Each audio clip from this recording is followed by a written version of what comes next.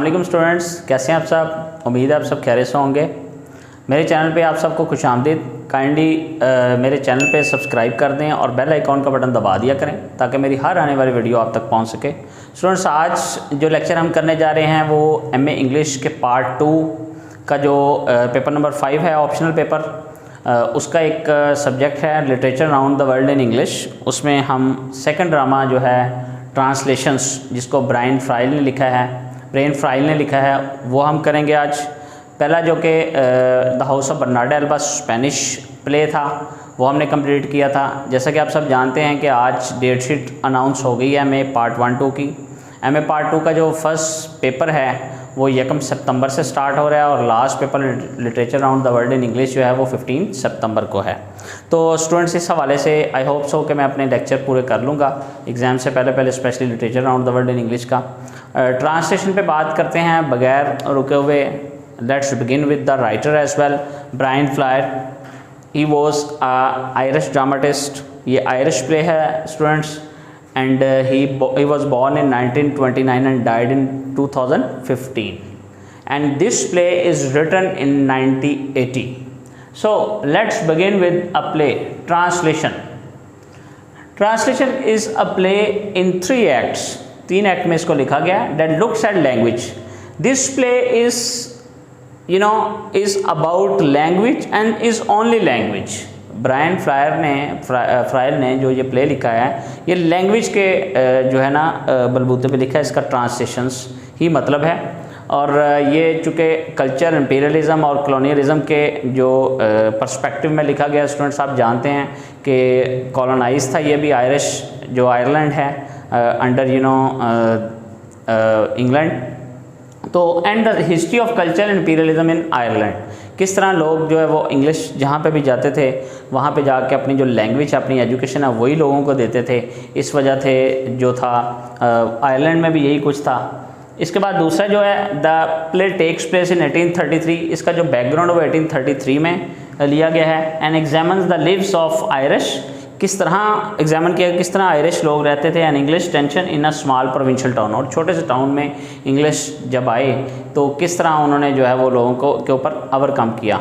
Students, उस वक़्त जो बहुत सारे मसाइल थे दुनिया में वैसे भी, और एक ग्रेट फेमिन आया था अराउंड 1845 टू 1848, जिसको पोटैटो फेमिन कहते हैं, उसका भी जिक्र है बहुत ज़्यादा इसके अंदर। और इस प्ले के अंदर आप देखेंगे कि लोगों को किस तरह डिफ़िकल्टी फ़ील होती थी। गैलिक नेम्स जो है वो वहाँ पे देने आए थे उनको, आयरिश लोगों को, जो ट्यू इनके लेफ्टिनेंट थे, चूँकि फ़ौज इनकी जाती थी, लेफ्टिनेंट यॉलेंट और captain Lancey, they both were there, इनकी ड्यूटी लगी हुई थी। तो इसके अलावा जो स्टूडेंट्स है, ये जो मैंने कोटेशंस लिखी हैं, मार्क की हुई हैं, वो मैं आपको बताऊंगा किस वक्त ये कोटेशंस बोली गई थी, इनका क्या रोल है। इंपॉर्टेंट थीम्स पे बात करेंगे, करैक्टर्स पे बात करेंगे और समरी पे बात करेंगे। Let's begin with the character. अब करैक्टर्स को देखते हैं ताकि आपको बात समझ आ जाए। Manus is a very important character. The play opens with a Manus, begins with Manus. Manus is the eldest son of Hugh. चूँकि ये जो बैलीबैक का स्कूल था, हेड स्कूल, ये हक का ही था और वहीं से प्ले स्टार्ट होता है। He is in love with Mary. Mary के साथ जो है वो शादी करना चाहता है। He is in love because he has no job, that's why Mary rejects his proposal as well. He is very sensible and helpful to his father. अपने फादर के साथ बड़ा लॉयल था। And he is rather stubborn and serious, थोड़ा सा ज़िद्दी भी था। ओवन इसका जो सेकंड ब्रदर था, younger brother, Manus younger brother, a charming young man employed by the English army to help Yolland anglicise the Irish name in the village. लोगों के जो नेम्स थे उनको एंग्लिसाइज करने आया था, उनको गैलिक नेम्स देने आया था। तो बाद में ये रजिस्ट भी करता है जब इसको ये पता चलता है कि जो मेरे लोगों पर जो है प्रॉब्लम आएगी इनकी वजह से, जो अंग्रेज़ हैं, तो वो फिर रजिस्ट करना शुरू कर देता है। Hugh is the headmaster of the head school in Ballybeg and father of Manuus and Owen. He teaches the students to speak Irish, Latin and Greek but not English. English कहता था कि नहीं सीखनी, बाकी सारी लैंग्वेज आपको सिखाऊंगा। और मैरी जो थी, Mary is in love with, यहाँ पे नीचे मैंने लिखा is love with English. Sarah is a young English girl who has great difficulty speaking with the help of Manuus. She was dumb, she was a mute girl. ठीक है, और she is able to learn to speak her name, अपना जो नाम बोलने में कामयाब हो गई थी with the help of Manus. Mary है जी, वेरी इंपॉर्टेंट कैरेक्टर है। Mary is a young Irish woman who desires to leave Ireland and go to New York, जो चाहती थी आयरलैंड को छोड़ना, न्यूयॉर्क जाना चाहती थी। She is in love with Yolland, Yolland में जो है वो योलैंड के साथ जो है वो उसका एक अफेयर था, वो भी हम डिस्कस करेंगे समरी में। योलैंड है जी, lieutenant Yolland. Yolland is a lieutenant in the English army who has come to Ireland to anglicise the place names of the Irish countryside, उनके नाम्स रखने आया था। डुअलिटी एंड ब्रिजेट, स्टूडेंट्स ये जो प्लेस नेम्स और ये gallic names के बारे में बार बार जिक्र हो रहा है, अंग्रेज़ जहाँ पे भी जाते थे वो वहाँ पे अपनी एजुकेशन के अकॉर्डिंग, अपनी अंग्रेज़ी के अकॉर्डिंग वहाँ पे उनके नाम रखते थे, उनको इंपॉर्टेंट अपने नाम देते थे। तो ट्रांसलेशन में भी ऐसा ही होता है। Doalty and Bridgets, Doalty and Bridgets are two high spirited students at the head school, they are often seen together, इकट्ठे देखे जाते। एक स्टूडेंट और है, यहाँ पे उसका मैंने नाम नहीं लिखा, वैसे लिख देता हूँ कैप्टन लैंसी, यहाँ पे मैं मेंशन कर देता हूँ ताकि आपको बाद में कोई प्रॉब्लम ना हो। कैप्टन लैंसी जो था, ये भी जो कैप्टन लैंसी था स्टूडेंट्स, ये भी आया था योलैंड के साथ, ठीक है। और यहाँ पे चूँकि मैंने जब मारिया का जिक्र किया था स्टूडेंट्स, तो मारिया के जिक्र के साथ मैं उसकी एक कोटेशन है, मैंने मार्क की हुई है, वो मैं पढ़ता हूँ, फिर उसके बाद समरी देखेंगे। She said that I don't want Greek, I don't want Latin, I want English. Why she is saying like that?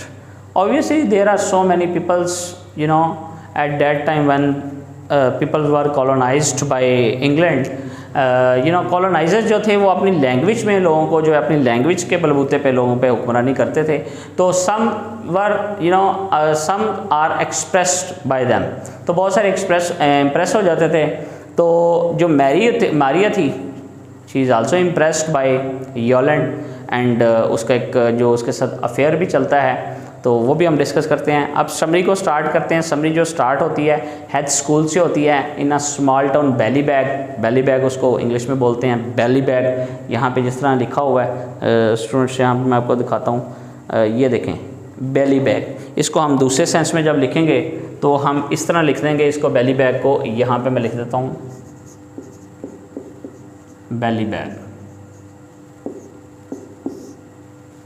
ये इंग्लिश नेम है। अब ये आयरिश नेम है।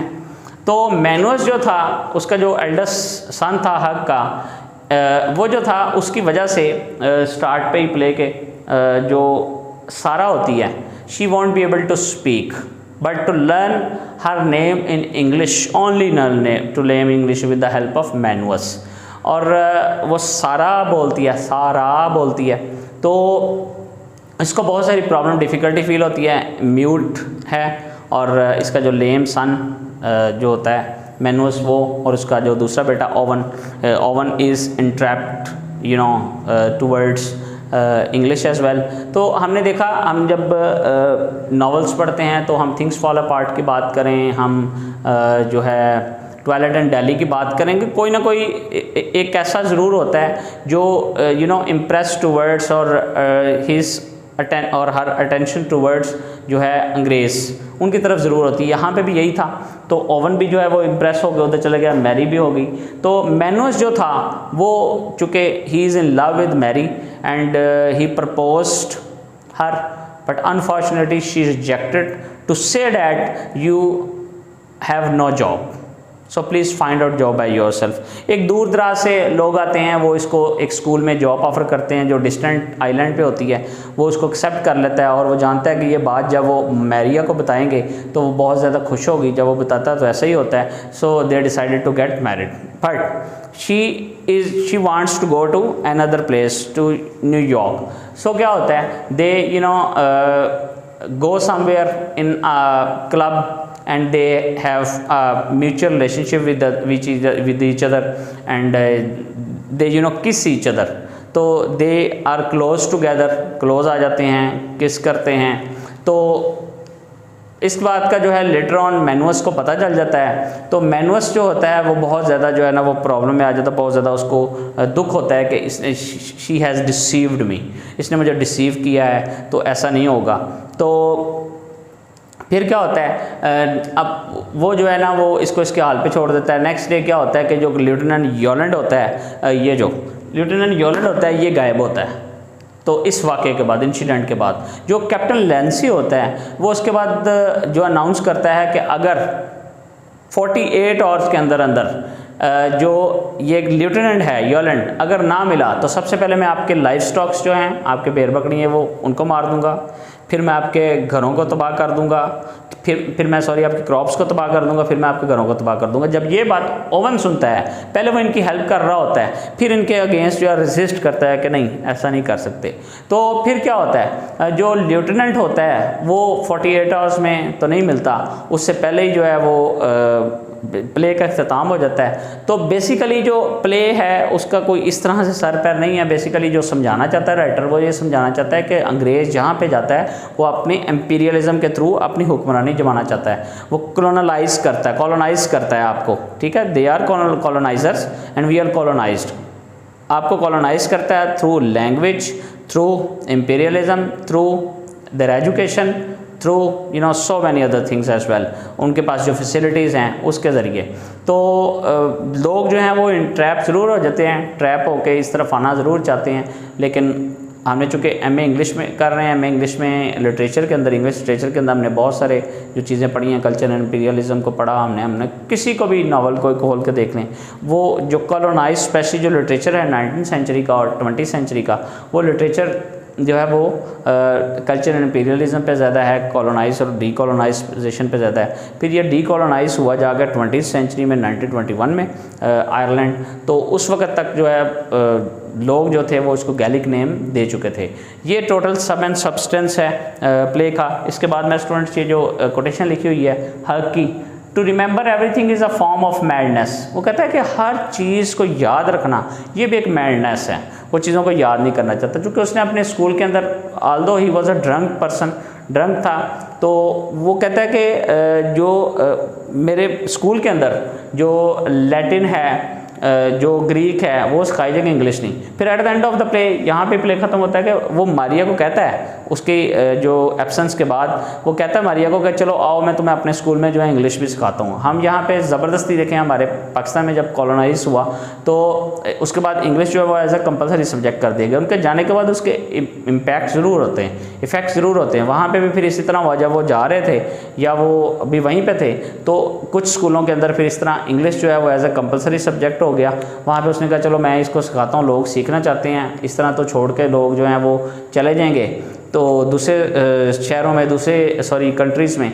तो उसने फिर वहाँ पे उसको कंपलसरी कर दिया और इंग्लिश स्टार्ट करवा दी। तीसरी यहाँ पे एक कोटेशन मैंने लिखी हुई है, बहुत बड़ी मार्क की हुई है, यस हक की है, it is a rich language, he is talking about a Irish language. कहते हैं रिच लैंग्वेज है, हर जो मुल्क है उसको अपनी लैंग्वेज के साथ बहुत प्यार है। आयरलैंड की लैंग्वेज आयरिश लैंग्वेज के साथ बड़ा प्यार था। और जो जो लेफ्टिनेंट यॉलैंड होता है वो उसके साथ ये बात कर रहा होता है, ठीक इसी तरह जो है एनालिसिस आता है आपको पेपर के अंदर, जो आपने करना होता है वो उसके साथ बात कर रहा होता है। और यॉलैंड कहता है कि I love your language, Irish language. तो full of the mythologies of fantasy and hope and self deception, a syntax opulent with tomorrows. It is our response to mud cabins and a diet of potatoes. Diet of potatoes, वहाँ पे वो कहता है कि जी sweet potato, sweet God, जब feminine आता है potato का तब की बात कर रहे हैं। Our only method of replying to inevitability, ये हक की लाइन्स हैं। इंपॉर्टेंट थीम्स पे स्टूडेंट बात करते हैं। Language, no doubt language is part and parcel of this play as well. Language के थ्रू ही हम सबसे कम्युनिकेट करते हैं। एलिनेशन है, चूँकि अब जब आप एलिनेशन का शिकार हो जाते हैं, एलिनेट हो जाते हैं, जब आपको लैंग्वेज नहीं आती होती तो फिर क्या करते हैं आप ज़ाहिर है उससे फिर रेजिस्ट करते हैं, दूर भागते हैं, एलिनेशन का शिकार हो जाते हैं। लव है, love for your country. Colonial subjugation है, सब्जुगेट हो गए थे लोग कॉलोनियलिज्म की तरफ। फिर नेशनलिज्म है, वेरी वेरी इंपॉर्टेंट, कि लोग जो हैं वो अपने मुल्क को छोड़ना नहीं चाहते, कौमियत परस्ती का नारा लगाते हैं। कल्चर इंपीरियलिज्म है, किस तरह कल्चर जो है डोमिनेंट होता है, किस तरह इंपीरियलिज्म के थ्रू वो इस तरह करते हैं। तो स्टूडेंट्स ये टोटल सम एंड सब्सटेंस है आज के प्ले का। If you have any question at the end of this play, so you should ask me in a comment box. Thank you very much, students.